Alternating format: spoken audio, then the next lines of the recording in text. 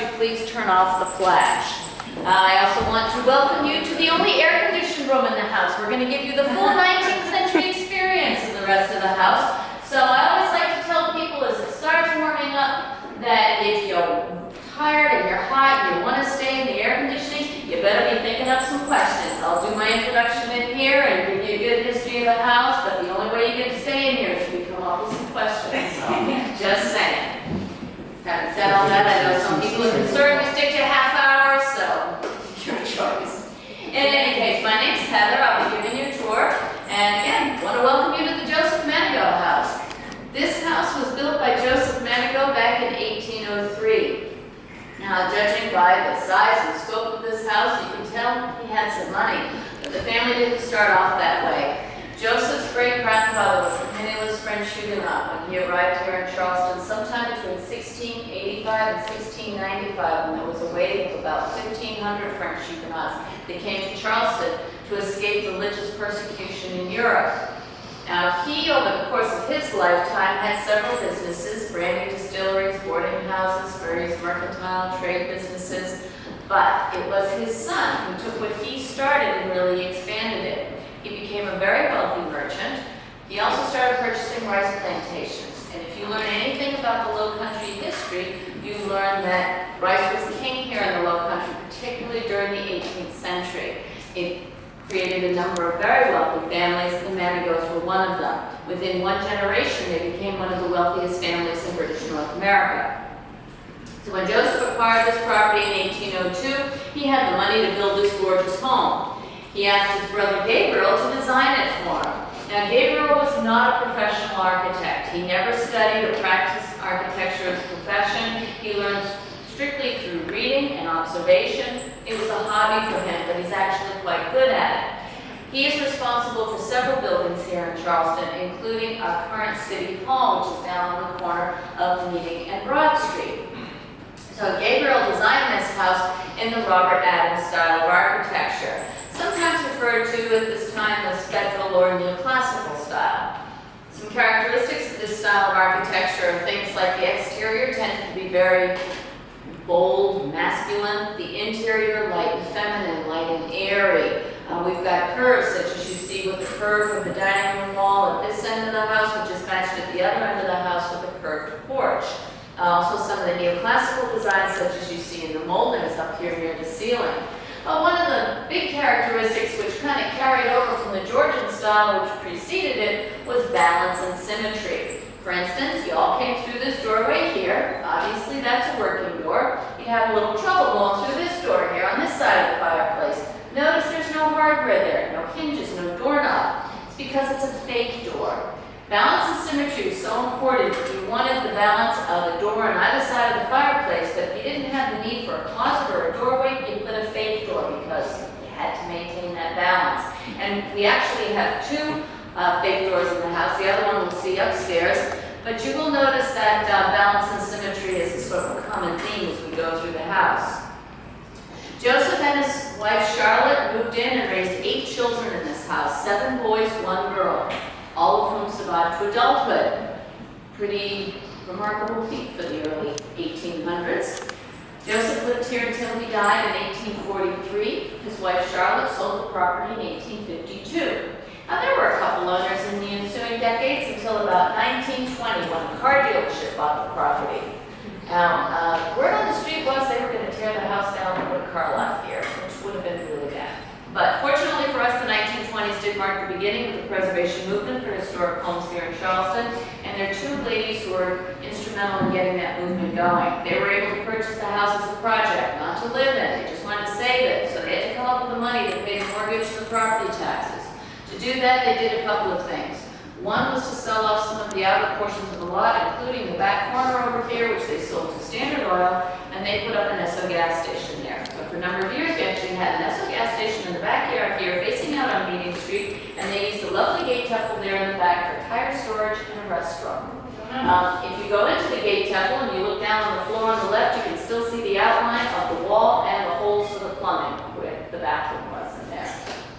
Now, the other thing they did was to rent the house out as a tenement house. And for a number of years, there were 10 families with upwards of 30 to 40 children living in this house. Still no modern plumbing or electricity. They still had the privies out on the side yard, and each family had one of these rooms to serve as their apartment, if you will. Well, they made a pretty good go of it, but unfortunately, with the advent of the Great Depression, they fell behind in their payments, and in 1933, the property went to auction. It was sold for the princely sum of about $3,000. But this was when the Charleston Museum was able to acquire the house through the generosity of the Princess Pignatelli, who was also known as Henrietta Hartford. She was the wealthy heiress to the A&P fortune. She purchased the house, donated it to the museum. They still didn't have much money to do much with the property, but they were able to convince Standard Oil to eventually take down the gas station, donate the property back to the museum so they could eventually recreate the gardens. But it really wasn't until the beginning of World War II when they were able to get some grant money to do some restoration work, add modern plumbing and electricity to the house, and for several years during the war, this house served as a USO here in Charleston. After the war, they were able to continue restoration work, and in 1949, the house opened up for tours, and it's been operating that way ever since. And as we go through the house, all the furniture and decor that you see in the house is all of the time period of when the Manigaults lived here in the first half of the 19th century. We only have a few pieces that actually belong to the family, which I will point out as we go through the house. But for one thing, they still have a lot of their stuff. They're still around. Don't feel bad for them that they don't have this house. They have a really nice house down just south of Broad on King Street. Really nice house, so they're doing just fine. But even the pieces that we have that tie to Joseph Manigault, we can't be sure if they were actually used in this house. He was a very wealthy man. This was his town home. He had plantation homes. They even had summer homes out on Sullivan's Island. Now, something we know definitely ties to the family is this portrait right here. This is a portrait of Peter Manigault. This is Joseph and Gabriel's father. And if you'll notice, the clock in the portrait looks very much like the clock on the mantelpiece. We think it's the same one, and that would make this clock the oldest piece we have here in the house. So this, of course, was the dining room. The main meal of the day would have been getting going fairly shortly. It was about 2 o'clock in the afternoon, 2, 3 o'clock. No children present, not till they reached the age of about 13 or 14. They weren't considered mature enough to dine with the adults. Until then, they pretty much got relegated to the 3rd floor. Okay, now's the point where I ask, any questions? Think of all you miss. Come on. The kids always look insulted, and the parents go, wow, great idea. But I always tell the kids. 2 knife boxes. What is that? That's also a knife box. That's actually a telescopic knife box. It lifts up. Yep. So, yeah. I noticed that the door is. Yes, a little. No. The house is over 200 years old. We had a big earthquake here back in 1886, so it's settled a little. But one thing that really is an interesting fact about this house is that it has survived, well, it's over 200 years old. It's survived the major earthquake, which was estimated to have been about 7.3 on the Richter scale here in Charleston. Major hurricanes, including Hugo, not to mention being used as a tenement house, and it was within the outer ranges of the guns that fired on Charleston during the Civil War. It's estimated that about 90% of the woodwork and 70% of the plasterwork in the house is all original to the house. So that really is a testament to how well it was constructed. All right. Any more questions? Because now we're going out to heat. We at least have fans, but just saying. And it's not even that bad today. Just think what it's going to be like in another month or so.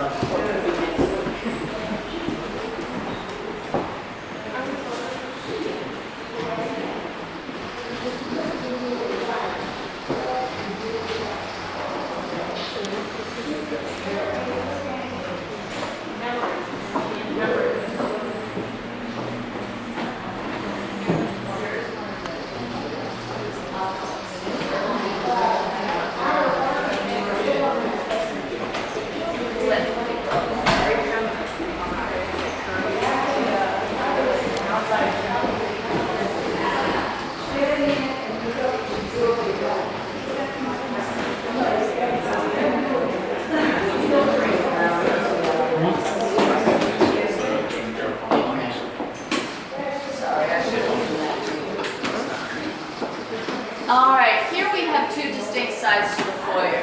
This is the less ornate side. You see the moldings in here fairly simple.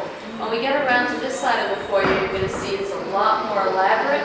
So for that reason, we We believe this door would have been the garden entrance, the family entrance. Think of it as the back door, if you will. Whereas this likely was the guest entrance, because any place that your guests were going to see, that's where you got really fancy with your moldings. If it was just for the family, it tended to be simpler, and if it was just for the kids, not much of anything. The portrait above the mantelpiece here is a portrait of Charlotte Drake Manigault, Joseph's wife, the mistress of this house. This is actually a modern digitized copy of what is actually a miniature, the original of which is housed in the Smithsonian up in Washington, D.C. Then on the wall opposite, we have a beautiful piece of furniture that did belong to Joseph Manigault. It was made in Salem, Massachusetts around 1800 to 1810. The china in there also belonged to the Manigault family, and it has the Manigault family motto, which translated from the Latin into English is, "It is better to anticipate than to avenge." It is kind of the people here. So if y'all would like to continue on into the library.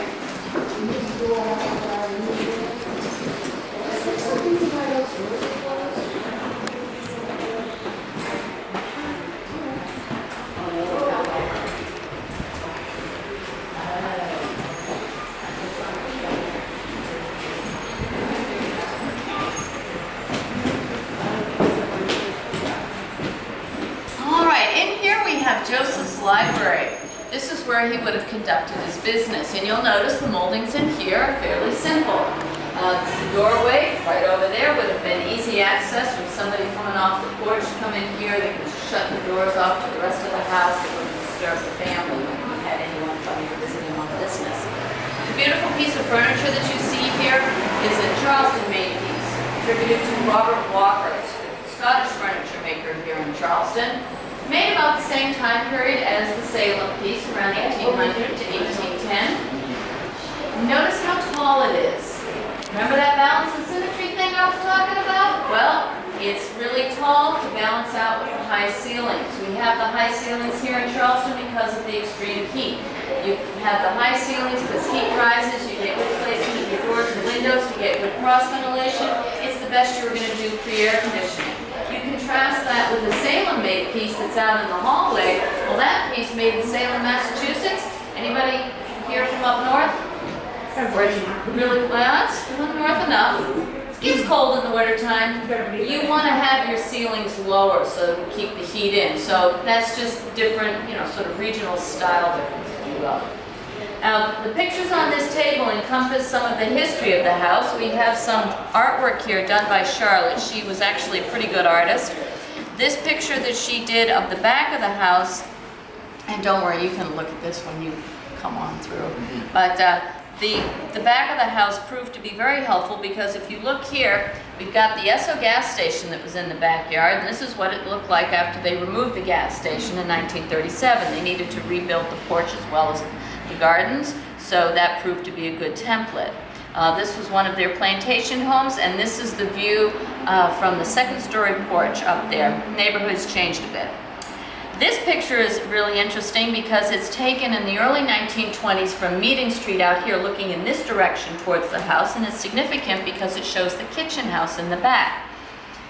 Kitchen houses were built separate from the main house and built of brick for two reasons. One was the fear of fire, and the other was the very practical reason that you didn't want to be heating your house up by having the fires going all the time, because you generally had one fireplace for the cooking side and one for the laundry side.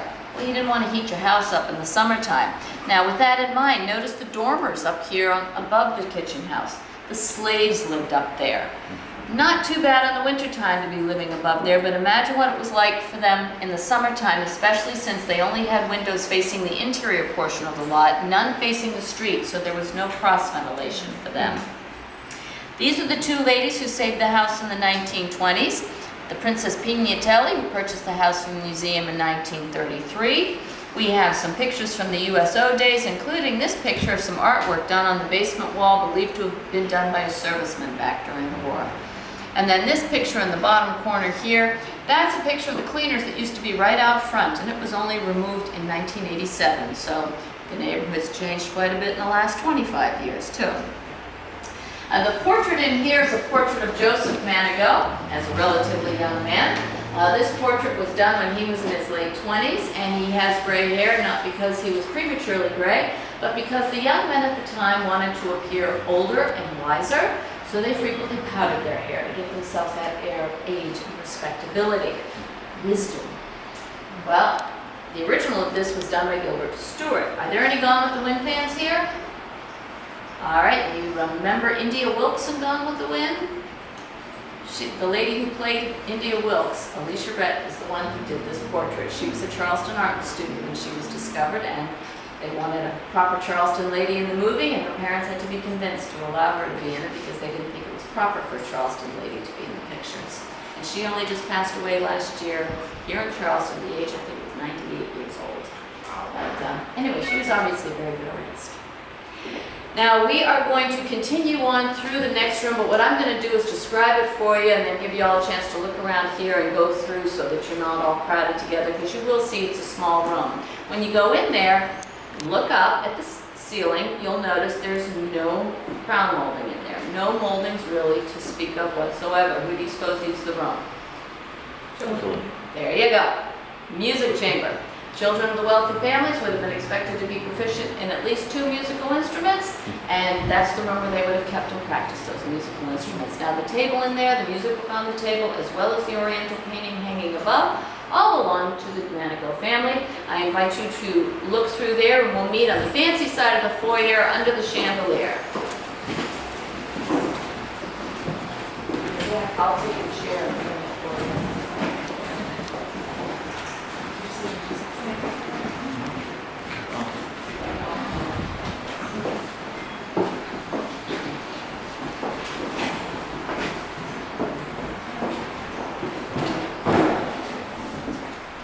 And when you come in here, do step under the chandelier, look up at the gorgeous medallion up there on the ceiling.